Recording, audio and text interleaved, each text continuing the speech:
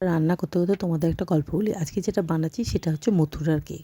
আচ্ছা, সবাই বলে এই কথাটা সবাই জানে যে অহংকার পতনের মূল কারণ। কিন্তু এটা জানে সবাই, কিন্তু তা বলে কি কেউ অহংকার করে না? অহংকার প্রত্যেকটা মানুষ করে। যার রূপ আছে সে রূপের অহংকার করে, যার গুণ আছে সে গুণের অহংকার করে, যার টাকা আছে সে টাকার অহংকার করে, যার বাড়ি আছে তার বাড়ির অহংকার করে, যে গাড়ি আছে তার গাড়ির অহংকার করে। তার মানে কি, অহংকার প্রত্যেকটা মানুষের মধ্যেই বর্তমান। প্রত্যেকটা মানুষ নিজের জিনিস নিয়ে অহংকার করে। তো এবার আমি তখন চিন্তা করি, হ্যাঁ, আমি কী নিয়ে অহংকার করবো? অহংকার করার জন্য কিছু থাকা দরকার, তো অহংকার করার জন্য আমার কিছু নেই, আমি কিছু নিয়ে অহংকার করি না। কারণ আমি আমার মাকে দেখেছি, আমার জন্য আমার মাকে খুব কষ্ট করতে, কাঁদতে, কি আমার মেয়ের না আছে রূপ, না আছে গুণ, কী করে মেয়ের বিয়ে হবে? এই নিজের গায়ের রঙের জন্য যে কত কথা শুনেছি, তোমাদের কি বলবো।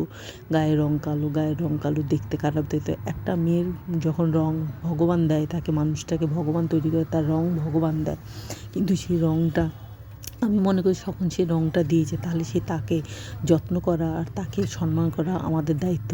সেই জিনিসটা আমিও করার চেষ্টা করেছি, কিন্তু আমি করলে হবে? আশেপাশের মানুষরা সেটা মেনে নিতে পারেনি, মেনেও নেয়নি। তো কিছু করার নেই, এইভাবেই চলে যায়। অনেক কষ্টের মধ্যে দিয়ে দিন গেছে, কিন্তু কষ্টটা আরও বেড়ে গেছে কখন জানো তো? সেই কথাটা আমি নেক্সট তোমাদের জানাবো। তো আমার তৈরি হয়ে গেল আজকে হচ্ছে মথুরার কেক রেসিপিটা। যদি ভালো লাগে একটা লাইক করো, কমেন্ট করো, টাটা।